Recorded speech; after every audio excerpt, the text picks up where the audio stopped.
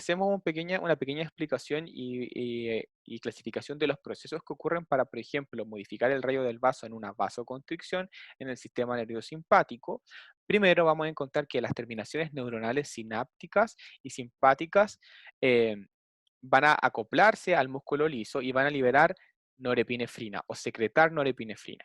Ya, recuerden que esto todo ocurre en las paredes del vaso sanguíneo que se encuentra dentro del músculo liso. Luego que se secreta norepinefrina, esta norepinefrina se libera y llega y se une al receptor que habíamos dicho, el receptor alfa-1 adrenérgico. Ya, este receptor alfa-1 adrenérgico genera una secuencia de cadenas y efectos ya de proteína G que no tiene mucho sentido que abordemos más en profundidad, que va a dar como resultado un aumento del tono del músculo isovascular. Ese aumento del tono genera disminución del radio y que el radio del vaso disminuya genera que hay mayor resistencia al traspaso de volumen sanguíneo. Esa mayor resistencia trae consigo la fórmula de flujo que habíamos dicho que era gradiente de presión dividido por resistencia, una disminución de flujo sanguíneo. Es decir, ese vaso disminuye su flujo. Ahora, en el caso contrario, vamos a ver que el óxido nítrico, que es un vasodilatador junto con uno de los más importantes, también tiene efecto a nivel del músculo liso, ¿ya? Y este estímulo o esta hormona es liberada principalmente o estimulada gracias al estrés. Si vemos acá, el estrés que sufre las paredes del endotelio del vaso sanguíneo va a hacer que el oxígeno y la L-arginina, mediada por una enzima que se conoce como óxido nítrico sintetasa endotelial, óxido nítrico sintetasa endotelial, va a transformar estos dos elementos en oxígeno y L-citrulina. ¿Ya? Este óxido nítrico va a traspasar por difusión el tejido endotelial y va a acoplarse a la musculatura lisa del vaso sanguíneo y va a generar una secuencia donde el aguanín trifosfato pasa a aguanín monofosfato y eso produce como por resultado la relajación del músculo liso y que habíamos dicho que esta relajación del músculo liso, disminución del tono del músculo liso produce aumento del radio, mayor flujo sanguíneo ¿ya? Y menos resistencia. ¿Ya? Estas son las explicaciones básicas respecto a cuáles son los mecanismos generales de lo que se produce cuando hablamos de vasodilatación y vasoconstricción.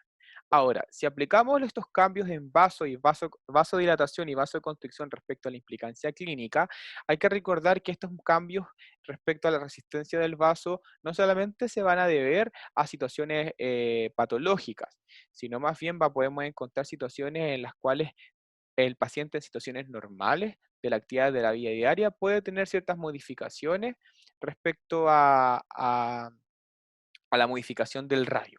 Por ejemplo, vemos en la imagen 1, ¿ya? En la imagen 1 estamos observando que un troncal central de un vaso sanguíneo presenta un flujo total de 4 litros por minuto. Perdón. 4 litros por minuto. ¿Ya? Y estos 4 litros por minuto luego son redistribuidos de forma paralela en serie A, B, C y D a 1 litro por minuto cada uno, que al final es el total, la misma cantidad de flujo que el tronco o el carril central de volumen sanguíneo.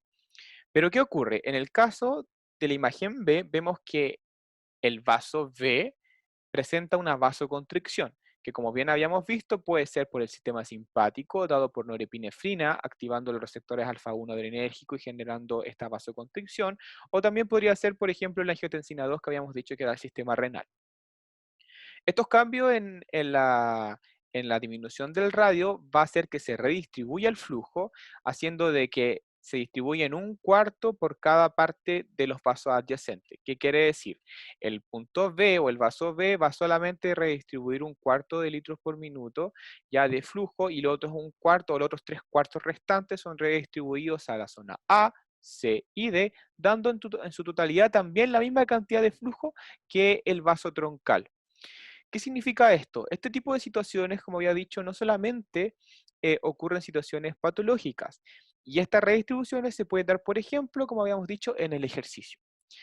En la siguiente imagen podemos ver entonces un gráfico cómo se demuestra el porcentaje de cambio respecto a la modificación de la redistribución del flujo según las necesidades que presenta el organismo o el ser humano. ¿Ya? Por ejemplo, en una actividad física, obviamente vamos a ver, como dice el gráfico, la piel que tiene un efecto termorregulador y el músculo, que es el principal ejecutor biomecánico del ejercicio, van a requerir grandes cantidades de redistribución del flujo, por lo que va a tener que hacer, por ejemplo, vasoconstricción, el sistema gastrointestinal, que no va a estar funcionando mientras está haciendo ejercicio, sistema renal, por ejemplo, y aquí aparece el cerebro. ¿Ya? Y vamos a ver que obviamente el flujo va a ser redistribuido o aumentado en un cuarto, como mencionó el gráfico anterior, que no es así, pero por ejemplo, en más cantidad para poder optimizar la funcionalidad del organismo que sí aumentan su consumo de oxígeno. Recuerden que habíamos dicho que la sangre y el sistema cardiovascular tiene como funciones entregar nutrientes, remoción de oxígeno y CO2, y todo eso va a potenciarse a los tejidos a los cuales se redistribuye, como habíamos dicho, mejor el volumen sanguíneo gracias a este efecto de vasodilatación y vasoconstricción. Ahora bien, este sistema cardiovascular, además de las modificaciones del radio, también presenta ciertas características respecto a cómo se distribuye a nivel el mismo sistema cardiovascular. Y vamos a ver que esta redistribución va a dar ciertas características respecto a sus funciones tanto de conducción, como habíamos dicho, tanto como de intercambio. Habíamos dicho que habían vasos que eran de mayor calibre, por ejemplo, como está aquí la aorta y la vena cava, que son grandes vasos que tienen gran velocidad ya de flujo, pero que presentan menor tasa o área de sección transversal. ¿Qué significa esto? Solamente tenemos una aorta y solamente tenemos una vena cava. Entonces, en relación a si comparamos con los capilares, por ejemplo, que hay muchos capilares en todo el organismo, si sumamos el área de sección transversal de todos los capilares versus una aorta y una vena cava, vamos a encontrar que el área de sección transversal va a ser mayor en los capilares. Pero a diferencia del área de sección transversal, los capilares tienen poca velocidad de flujo, pero sí la aorta y la vena cava. Recuerden que anteriormente habíamos mencionado que estos grandes vasos tenían una arquitectura morfológica mucho más estable y que al mismo tiempo tenían músculo liso que hacía que se pudiese provocar vasoconstricción o vasodilatación, es decir, que podía aumentar o disminuir su flujo según las necesidades. Y esto nos ratifica entonces que estos grandes vasos son vasos de conducción y que su función principal es transportar el volumen e ir variando dependiendo de la actividad del músculo liso a la cual es sometida este gran vaso, mientras que los capilares y los vasos más pequeños son sometidos solamente a tareas de intercambio gaseoso y en este caso no necesitamos grandes variabilidad en cuanto a la velocidad de flujo. Todo lo contrario, mientras más lento sea el flujo y la velocidad en los capilares, más fácil va a ocurrir la difusión. ¿Ya? Entonces, en resumen, alta velocidad vamos a encontrar en los vasos de conducción, netamente gracias a que tenemos este músculo liso que habíamos dicho que podía aumentar o disminuir la resistencia. Baja velocidad en los vasos de intercambio, porque su función netamente va a ser el intercambio gaseoso y no la velocidad ni la conducción. Y además, mayor área de sección transversal en los vasos de intercambio, que netamente son los capilares.